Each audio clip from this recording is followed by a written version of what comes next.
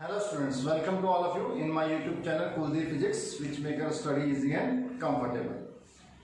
तो बेटा इससे लास्ट वीडियो के अंदर हमने चैप्टर स्टार्ट किया था 8th क्लास का माइक्रो ऑर्गेनिज्म फ्रेंड एंड फो। उसमें हमने कुछ इंट्रोडक्शन किया और हमने कुछ यूजेस माइक्रो ऑर्गेनिज्म पे पढ़े थे। इसमें हमने पढ़ा था making of curd and breads. उसी सीक्वेंस में बेटा आज की वीडियो के अंदर हम कुछ और यूजेस डिस्कस करेंगे जो हमारे पास माइक्रो ऑर्गेनिजम्स के हैं। तो चलिए वीडियो स्टार्ट करते हैं। तो आज हम यूज पढ़ने वाले हैं commercial use of micro organisms. Commercial use बेटा हम कह सकते हैं जहां पे आप किसी चीज को लार्ज स्केल पे प्रोड्यूस करते हो ना, उस चीज को हम कमर्शियल कह देते हैं। कमर्शियल या आप फैक्ट्रीज में इंडस्ट्रीज में किसी चीज को प्रोड्यूस करते हो तो हम देखेंगे कि जो माइक्रो ऑर्गेनिज्म है उनका कमर्शियल यूज क्या है, हम लार्ज स्केल में कहाँ इनको यूज करते हैं।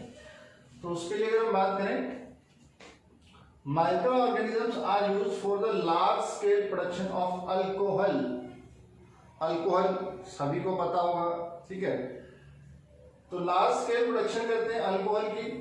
साथ में अगर हम बात करें वाइन एंड एसिटिक एसिड, जिसको आप विनेगर कहते हो, इन सब की लार्ज स्केल में प्रोडक्शन करने के लिए अपने को माइक्रो ऑर्गेनिजम्स की जरूरत पड़ती है। और इस केस में क्या कहते हैं, जो माइक्रो ऑर्गेनिज्म हम यूज करते हैं मेनली कौन सा होता है, यीस्ट। इसकी मदद से हम ये जो अल्कोहल वाइन और एसिटिक एसिड्स हैं ये बना पाते हैं।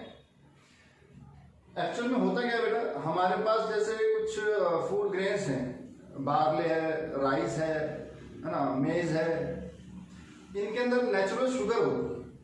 हम क्या करते हैं, शुगर के ऊपर ये यीस्ट ग्रो करवाते हैं। अब ये यीस्ट क्या करते हैं, शुगर की फर्मेंटेशन कर देते हैं, मतलब उस शुगर को कन्वर्ट कर देते हैं अल्कोहल में। हाँ, इसी प्रोसेस को हम यूज करते हैं अल्कोहल और वाइन प्रोडक्शन के अंदर। और इस प्रोसेस को हमने स्पेशल नाम भी दिया हुआ है फर्मेंटेशन, जैसे कि लिखा हुआ है process of conversion of sugar को हम कन्वर्ट करते हैं किसमें, इनटू अल्कोहल। जिस प्रोसेस में आप शुगर को अल्कोहल में कन्वर्ट करते हो is known as fermentation.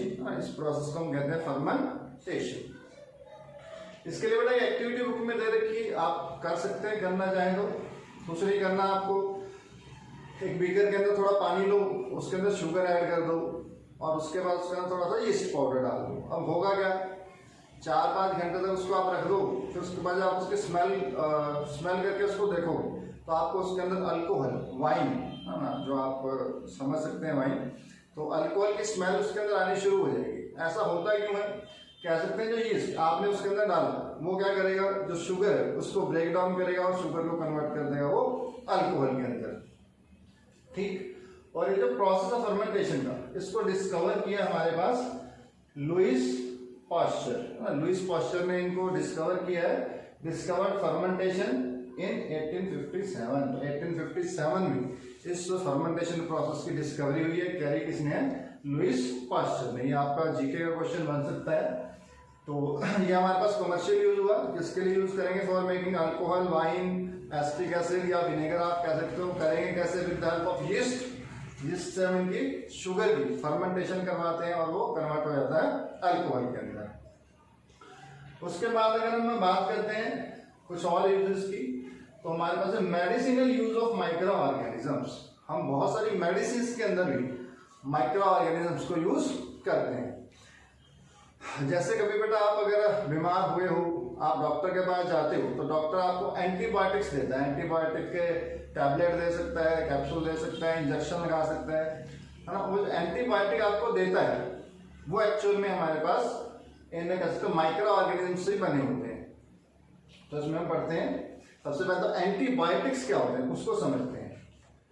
Medicines that kill और stop the growth of the disease causing micro organisms, मतलब वो मेडिसिन जो किस में यूज लेते हैं, या तो किल करने में या रोकने में। किनको किल करना है और किनको रोकना है, रोकना किसको है, the growth of disease causing micro organisms, तो जो डिजीज कॉजिंग माइक्रो ऑर्गेनिज्म है, मतलब जो माइक्रो ऑर्गेनिज्म आपकी बॉडी के अंदर डिजीज फैला सकते हैं, उनकी ग्रोथ को रोकना या उनको किल करना, इन दो प्रोसेस के लिए जो हम मेडिसिन यूज करते हैं उस मेडिसिन को हम कहते हैं antibiotics.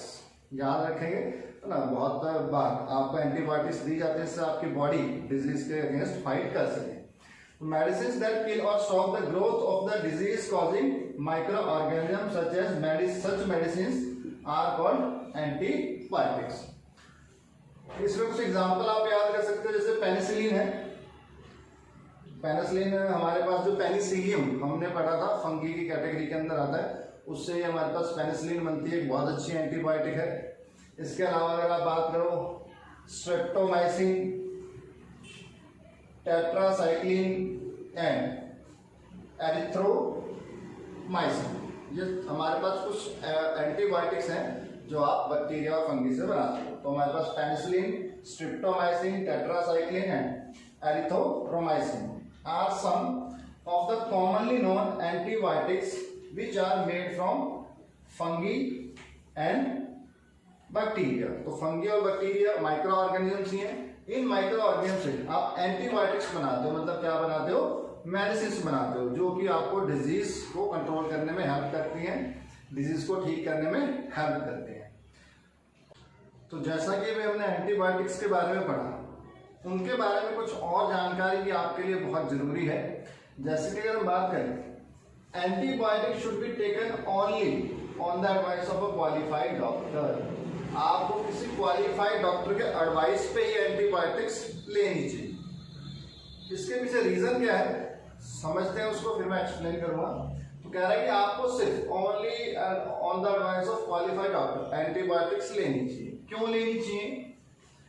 If you take antibiotics when not needed, जब आपको जरूरत नहीं है फिर भी आप एंटीबायोटिक्स अगर खा रहे हो, इससे क्या होगा, या फिर अगर हम बात करें ओनली रॉन्ग डोज, या फिर आप सही डोज नहीं ले रहे हो, या तो आपकी बॉडी को जरूरत नहीं है तब भी आप खा रहे हो, या फिर आप सही डोज में नहीं खा रहे हो, रॉन्ग डोज ले रहे हो, इन दोनों केसेस में क्या होगा, इट में make the drug less effective when you might need in future. तो इससे वो जो ड्रग है, जो एंटीबायोटिक है, वो लेस इफेक्टिव हो जाएगी। जब कभी आपको फ्यूचर में अगर उसकी जरूरत पड़ेगी बॉडी के अंदर, तो उस एंटीबायोटिक का जो इफेक्ट है वो कम होगा आपकी बॉडी के ऊपर। अगर आप अननेसेसरली उसको खाएंगे, आपकी बॉडी को जरूरत ही नहीं है फिर भी खाए जा रहे हैं, या फिर आपको डोज का नहीं पता, थोड़ी खानी है ज्यादा खानी है, रॉन्ग डोज में लेंगे, तो बेटा दोनों ही कंडीशन में क्या होगा, जो ड्रग है लेस इफेक्टिव हो जाएगी जब भी आपको फ्यूचर में कभी उसकी रिक्वायरमेंट पड़ेगी। सिंपली कह सकते हैं, बचपन में कहानी सबने सुनी होगी, है ना, कि एक वो था भेड़ चराने वाला ना, वो डेली चिल्लाता था रोज रोज जोर जोर से कि शेर आ गया, शेर आ गया। लोग भागे आते थे देखने के लिए शेर आया कि नहीं आया, नहीं मिलता था शेर, लोग वापस चले जाते थे। एक दिन जब सच में शेर आया, वो जोर जोर से चिल्लाता रहा कि शेर आ गया, शेर आ गया, उस दिन कोई देखने नहीं आया। बड़ा सेम कंडीशन यहाँ है, जब आपकी बॉडी को जरूरत नहीं है फिर भी आप एंटीबायोटिक्स खाते जाएंगे, तो क्या होगा, जिस दिन आपकी बॉडी को सच में जरूरत होगी एंटीबायोटिक की, उस दिन जब आप एंटीबायोटिक खाएंगे वो असर नहीं करेगी। समझे कंसेप्ट? अच्छा, इसके बाद में अगर अपन और बात करें, एंटीबायोटिक टेकन अननेसेसरली, अगर आप बिना मतलब के एंटीबायोटिक्स खाते जाओ, आपको कोई बीमारी नहीं है, कोई डिजीज नहीं है, फिर भी बोले चलो खा ही लेते हैं, मैं और ठीक हो जाऊंगा, बेटा इससे क्या होगा, आपकी बॉडी के अंदर जो यूजफुल कुछ बैक्टीरिया हैं वो भी किल हो सकते हैं, क्योंकि एंटीबायोटिक्स का काम है बैक्टीरिया को किल करना। तो इस कंडीशन में कह रहा है also antibiotics taken unnecessarily may kill the beneficial bacteria in the body. कुछ बैक्टीरिया हमारी बॉडी के लिए बेनिफिशियल भी हैं, तो वो बैक्टीरिया भी किल हो सकते हैं अगर आप अननेसेसरली एंटीबायोटिक्स लेंगे। क्लियर है बेटा? नेक्स्ट हम एक बात करते हैं, यहाँ पे टॉपिक है जो वैक्सीन। आजकल बहुत चल रहा है, कोरोना की वैक्सीन लगवा लो, कोरोना की वैक्सीन लगवा लो। एक्चुअल में वैक्सीन है क्या, इसको समझेंगे, किस तरीके से वर्क करती है और किस प्रिंसिपल के ऊपर ये काम करती है। उसके लिए मैं आपको एक छोटी सी स्टोरी बताना चाहूँगा, जिससे आप बड़ी इजीली इसको समझ जाएंगे। अब मान लीजिए आपको फाइटिंग नहीं आती है, अब आपको एक आदमी से फाइट करनी है जिसको आपने कभी देखा नहीं है, ना आप जानते हो उसको कहाँ से आया है क्या है। अब बेटा अचानक से आपको कहा जाए कि जा भाई इसके साथ लड़ाई कर, जब आप लड़ने जाओगे तो क्या होगा। अब बेटा आपको नहीं पता कि जो सामने से आदमी आ रहा है उसको जूडो आता है, कराटे आता है, बॉक्सिंग आता है, रेसलिंग आता है या ताइक्वांडो आता है, कुछ तो आता होगा है ना। तो उसको कुछ भी हो सकता है, कुछ भी आता होगा, लेकिन आपको नहीं पता है। अब बेटा आप उससे लड़ने जाओगे, आप बड़ी लाइट लेके चलोगे उसको, ठीक है भाई जीत जाएंगे, लेकिन उसके जो पैतरे वो आएगा, लड़ेगा, आपको मार पीट के भगा देगा, मार खा के जाओगे घर पे। लेकिन बेटा जब मार खा के आप घर पे आओगे तो कुछ सीखोगे क्या कि यार वो आदमी ऐसे ऐसे लड़ाई कर रहा है, ऐसा उसको ये चीजें आती हैं। फिर अगर मैं कहूँ आपको 1 महीने बाद वापस जा भाई अब तू लड़के आओ उस आदमी से, आप फिर जाओगे। हो सकता है आपने अपने आप को प्रिपेयर किया होगा, अब की बार मैं ऐसे ऐसे लड़ूंगा उसके साथ, अब की बार जीत जाऊंगा। फिर जाओगे, फिर लड़ाई होगी है ना, फिर हो सकता है आप हार जाओ, कोई और कुछ नई टेक्निक अपना ले आपको हरा दे, आप फिर पिट के घर आ जाओगे। ऐसा बेटा अगर आप 2-3 बार करोगे, इससे क्या होगा, इससे आप उस आदमी को अच्छे से समझ जाओगे। हाँ भाई इसके अंदर ये चीजें हैं, इस तरीके से ये अपने को मार सकता है। तो आप 2-3 बार उससे फाइट करोगे तो आप एकदम प्रिपेयर हो जाओगे। फिर अगर आप उसके बाद उससे फाइट करने जाते हो तो आप उसको हरा सकते हो। बेटा सेम कंडीशन, सेम प्रोसेस हमारे पास वैक्सीनेशन का होता है। वैक्सीनेशन में होता क्या है, जो डिजीज कॉजिंग माइक्रोब्स होते हैं जिनसे आपकी बॉडी बीमार होती है, वो माइक्रोब्स आपकी बॉडी के अंदर एंटर करवाए जाते हैं। लेकिन वो जो माइक्रोब्स आपकी बॉडी के अंदर एंटर करवाए जाते हैं वो बहुत ही वीक माइक्रोब लेते हैं, फिर डेड माइक्रोब लेते हैं जिनसे आपकी बॉडी बीमार ना हो। सिर्फ इंट्रोड्यूस करवाया जाता है बॉडी के अंदर, किस लिए, जैसे वो आपकी बॉडी के अंदर जाएंगे माइक्रोब्स तो बेटा हमारी बॉडी के अंदर एंटीबॉडीज प्रोड्यूस होती हैं जो उनसे लड़ने की ताकत रखती हैं। ठीक है, तो बेटा आपकी बॉडी के अंदर जब ये डेड और वीक माइक्रोब्स एंटर करवाए जाते हैं, आपकी बॉडी का इम्यून सिस्टम एक्टिव होता है, एंटीबॉडीज बनती हैं और वो क्या करेंगे, उन माइक्रोब से, डिजीज कॉजिंग माइक्रोब से लड़ाई करेंगी। अब वो वीक आपकी बॉडी के अंदर एंटर करें तो आपकी बॉडी के जो एंटीबॉडीज हैं वो उससे लड़के जीत जाएंगे, उसको बॉडी से बाहर भगा देंगे, आपको बीमारी नहीं होगी। अब ये एंटीबॉडी जो बनती हैं ये आपकी बॉडी के अंदर रहती है ना, ये सीख जाती हैं कि हमारे पास अगर इस तरीके का माइक्रोब बॉडी के अंदर एंटर करा तो इसके साथ इस तरीके से लड़ाई करनी है। फिर हम क्या कहते हैं, वैक्सीन की 1 डोज दे दी, फिर 2-3 महीने बाद वही माइक्रो ऑर्गेनिजम्स वैक्सीन की दूसरी डोज के तौर में आपकी बॉडी के अंदर एंटर करवाते हैं। फिर क्या होगा, दोबारा से आपकी जो एंटीबॉडीज हैं उनके दिमाग में आ जाएगा हाँ ये वही माइक्रो ऑर्गेनिजम्स हैं जो पिछली बार आए थे। तो आपकी बॉडी को पता होगा उनसे कैसे फाइट करना है, वो फिर से उनसे फाइट करेंगे, फिर से जीत जाएंगे। तो बेटा ये वैक्सीनेशन का कोर्स होता है, 2-3 वैक्सीन आपकी बॉडी पर जब लगाई जाती है तो आपकी बॉडी पूरी तरीके से ट्रेंड हो जाती है उन माइक्रो ऑर्गेनिजम से फाइट करने के लिए। तो इन फ्यूचर कह सकते हैं कभी भी अगर वो माइक्रोब्स आपकी बॉडी के अंदर एंटर करेंगे आपको बीमार करने के लिए, तो आपकी बॉडी के अंदर जो एंटीबॉडीज प्रेजेंट है वो उनसे फाइट करेंगे और आपको बीमार होने से बचा लेंगे। यही हमारे पास प्रिंसिपल है वैक्सीनेशन का। और इस प्रिंसिपल से, इस वैक्सीनेशन से हम कह सकते हैं हमने बहुत सारे डिजीज को कंट्रोल भी कर लिया। स्मॉल पॉक्स हो गया, हेपेटाइटिस हो गया, कोलेरा, टीबी, पोलियो, आप सुनते रहते हैं पोलियो के ड्रॉप्स लगती रहती हैं बच्चों को। या फिर अगर आप बात करो जो न्यू बॉर्न बेबी होता है उसका शुरू के 3-4-5 साल का जो पीरियड होता है, टाइम टू टाइम उसको इंजेक्शन लगते हैं, वो सभी बेटा ये वैक्सीन होती हैं उनको बीमारी से बचाने के लिए। तो चलिए फटाफट रीड कर लेते हैं।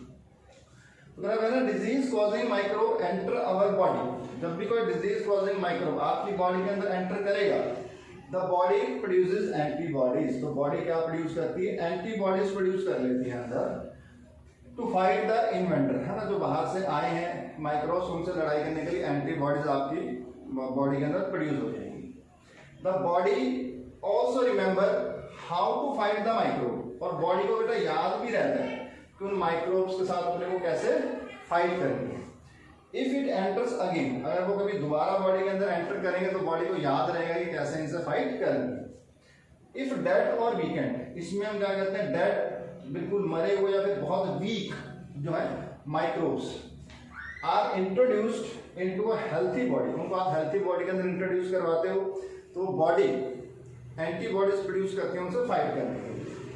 When the dead and weak microbes are introduced in a body, healthy body, the body fights and kills the invading bacteria, body आपकी उनसे फाइट करेगी, उनको मार के भगा देगी बाय प्रोड्यूसिंग सूटेबल एंटीबॉडीज, और आपकी बॉडी के अंदर कुछ सूटेबल एंटीबॉडीज भी प्रोड्यूस हो जाएंगी। The antibodies remain in the body and we are protected from the disease causing microbes forever, और हम उन जो डिजीज कॉजिंग माइक्रोब हैं उनसे हमेशा के लिए बच जाते हैं, क्योंकि वो एंटीबॉडीज आपकी बॉडी के अंदर ही रह जाती हैं। फिर जब भी कोई दोबारा से वो माइक्रोब आएगा तो आपकी बॉडी उनसे फाइट करके जीत जाएगी। This is how a vaccine work, इसी तरीके से हम कह सकते हैं हमारे पास वैक्सीन वर्क करती हैं। इसमें लिखा है जैसे कुछ several diseases including cholera, tuberculosis, smallpox and hepatitis can be prevented by vaccination, इनको वैक्सीनेशन से प्रिवेंट किया जा सकता है। तो ये बेटा वैक्सीन हो गया। इसके अलावा और भी हमारे पास यूज है माइक्रोब्स के, जैसे कि हमने स्टार्टिंग में ही बात की थी। तो चलिए देखते हैं और कौन कौन से यूज हमारे पास है। तो नेक्स्ट यूज हमारे पास यहाँ जो माइक्रो ऑर्गेनिजम्स का आता है वो है इंक्रीजिंग सॉइल फर्टिलिटी। जैसा कि बेटा हमने बात की, हमारे पास नाइट्रोजन एक एसेंशियल कंपोनेंट है प्लांट की ग्रोथ के लिए, और हमने बताया भी था कि हमारे पास नाइट्रोजन एटमॉस्फेयर के अंदर बहुत सारा अवेलेबल है, लेकिन बेटा प्लांट उस नाइट्रोजन को डायरेक्टली यूज नहीं कर सकते। तो इस नाइट्रोजन यूजेबल फॉर्म में कन्वर्ट करना पड़ता है प्लांट्स के यूज के लिए। तो ये काम हमारे पास कुछ माइक्रो ऑर्गेनिजम्स करते हैं, जिनको हम कहते हैं नाइट्रोजन फिक्सिंग बैक्टीरिया, है ना। उनकी मदद से एटमॉस्फेयर के नाइट्रोजन है उसको वो फिक्स करते हैं, यूजेबल फॉर्म में कन्वर्ट करते हैं, प्लांट उनको यूज कर लेते हैं, जिससे हम कह सकते हैं जो सॉयल है उसकी फर्टिलिटी बढ़ेगी। सॉयल की फर्टिलिटी बढ़ेगी, नाइट्रोजन ज्यादा अमाउंट में होगा तो प्लांट्स की ग्रोथ अच्छी होगी। तो कह सकते हैं increasing soil fertility. Some bacteria are able to fix nitrogen from atmosphere to enrich soil with nitrogen. कुछ बैक्टीरिया हमारे पास ऐसे हैं जो नाइट्रोजन एटमॉस्फेयर के नाइट्रोजन को फिक्स कर सकते हैं, जिसकी वजह से हमारे पास जो सॉइल है इनरिच हो जाती है with nitrogen and increase its fertility, और उसकी फर्टिलिटी इंक्रीज हो जाती है। These microbes are commonly called biological nitrogen fixer. इन माइक्रोब्स को हम बायोलॉजिकल नाइट्रोजन फिक्सर भी कह सकते हैं। इसमें अगर हम एग्जांपल बात करें, हमारे पास आता है साइनोबैक्टीरिया। साइनोबैक्टीरिया, साइनो वर्ड की हम बात करें, इसका मतलब होता है ब्लू, तो इसको आप कह सकते हैं जो ब्लू ग्रीन एल्गी होती है, ब्लू ग्रीन एल्गी। ये हमारे पास एक साइनोबैक्टीरिया ऐसा बैक्टीरिया है जो एटमॉस्फेयर के नाइट्रोजन को फिक्स कर सकता है। इसका डायग्राम भी आपको यहाँ पे दिखाया गया है कि कैसा ये दिखने में होता है, आपको बनाना नहीं है, सिर्फ देखने के लिए आपके लिए है। इसके बाद में नेक्स्ट यूज की हम बात करें, क्लीनिंग द एनवायरनमेंट। बहुत सारे माइक्रो ऑर्गेनिजम्स हमारे एनवायरनमेंट को क्लीन करने में भी हेल्प करते हैं। इसके लिए जैसे एक एक्टिविटी आपके बुक में दे रखी है, दो आप कोर्स लो, उनके ऊपर नाम लिख लो, ए और बी दोनों को आप जो है सॉइल से भर दो, हाफ कर दो सॉइल, मिट्टी भर दो उनके अंदर। एक पोट के अंदर आप प्लांट वेस्ट जो है वो डाल दो, प्लांट्स के छिलके, फ्रूट्स के छिलके, जो भी आपको प्लांट का वेस्ट मिलता है वो डाल दो, दाब दो उसको। और सेकंड वाले के अंदर आप प्लास्टिक हो गया, ग्लास की बोतल्स हो गई, है ना, पॉलीथीन्स हो गई, ये डाल दो। दोनों को दबा दो मिट्टी के अंदर और 3-4 हफ्ते तक छोड़ दो। अब 3-4 हफ्ते बाद में अगर आप उनको देखोगे, जिस पोट के अंदर आपने प्लांट वेस्ट डाला उस पॉइंट को अगर आप खोद के देखोगे, उस पोट को अगर आप खोद के देखोगे तो उसके अंदर आपको कुछ नहीं मिलेगा। जो प्लांट वेस्ट है सारे के सारे मिट्टी के अंदर डिसॉल्व हो जाते हैं, कह सकते हैं उनका मैन्योर बन जाता है। लेकिन दूसरे पोट को जिसके अंदर आपने पॉलीथीन प्लास्टिक बैग से डाले थे, उसके अंदर वो ऐसे के ऐसे मिले। कह सकते हैं इस एक्टिविटी से हमारे पास की जो पॉलीथीन है, प्लास्टिक्स है, ग्लास, इनके ऊपर माइक्रो ऑर्गेनिज्म एक्ट नहीं करते हैं ना। इसी वजह से हम इनको पॉल्यूशन का एक बहुत बड़ा सोर्स मानते हैं। आप पॉलीथीन कहीं भी डाल देते तो वो अपने आप डिग्रेड नहीं होते हैं, लेकिन प्लांट और एनिमल वेस्ट है ना, माइक्रो ऑर्गेनिज्म उनको डिग्रेड कर देते हैं। तो यहाँ पे हम क्लीनिंग द एनवायरनमेंट की बात करें, the plant waste has been converted into manure. Plant waste, animal waste की हम बात करें, इनसे आप मैन्योर बना सकते हो। जूनियर क्लासेस में आपने पढ़ा होगा, गड्ढे के अंदर इनको दाब दो, थोड़े दिन बाद माइक्रो ऑर्गेनिजम्स इनको डिकम्पोज करेंगे और मैन्योर में कन्वर्ट कर देंगे। तो the plant waste has been converted to manure by the action of microbes. तो यहाँ भी माइक्रोब्स का रोल है। इसके अलावा अगर अपन बात करें, आपने कभी डेड एनिमल्स को देखा होगा ना, बहुत कई जगह अगर कोई एनिमल मर जाता है तो थोड़े दिन बाद वो बिल्कुल डिसअपियर हो जाता है, वहाँ से दिखना ही बंद हो जाता है आपको। ये भी बेटा कह सकते हैं माइक्रो ऑर्गेनिजम्स की वजह से वो धीरे धीरे उसको डिकम्पोज कर देते हैं और मिट्टी के अंदर मिला देते हैं ना, यूजेबल फॉर्म में उसको कन्वर्ट कर देते हैं। अगर माइक्रो ऑर्गेनिजम्स नहीं होंगे तो बेटा वो उसी जगह पड़े रहेंगे, हाँ, स्मेल आती रहेगी, इन्वायरमेंट पॉल्यूटेड होगा। तो कह सकते हैं माइक्रो ऑर्गेनिजम्स जो है हमारे इन्वायरमेंट को क्लीन करने में हेल्प करते हैं, जिसमें हमने यहाँ लिखा भी है microorganisms that organic waste of plant and animals. Microorganisms decompose यहाँ पे लिखेंगे,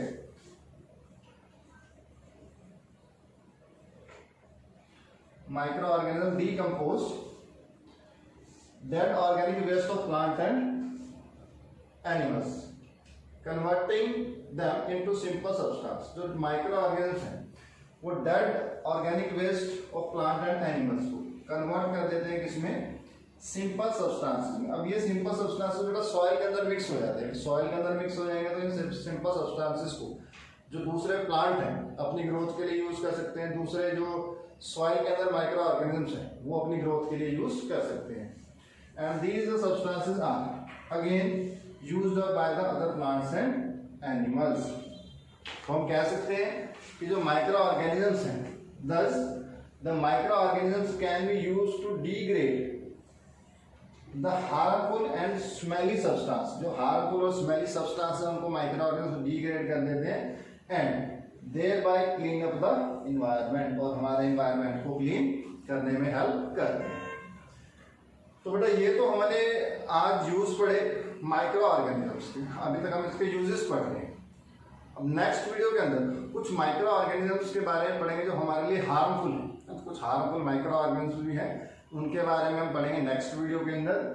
तो आज की वीडियो में इतना ही। वीडियो कैसी लगी कमेंट करके जरूर बताइएगा, अच्छी लगी तो लाइक जरूर कीजिएगा, ज़्यादा से ज़्यादा अपने फ्रेंड्स को इसको शेयर करिए और ज़्यादा से ज़्यादा सब्सक्राइब करिए। Thank you.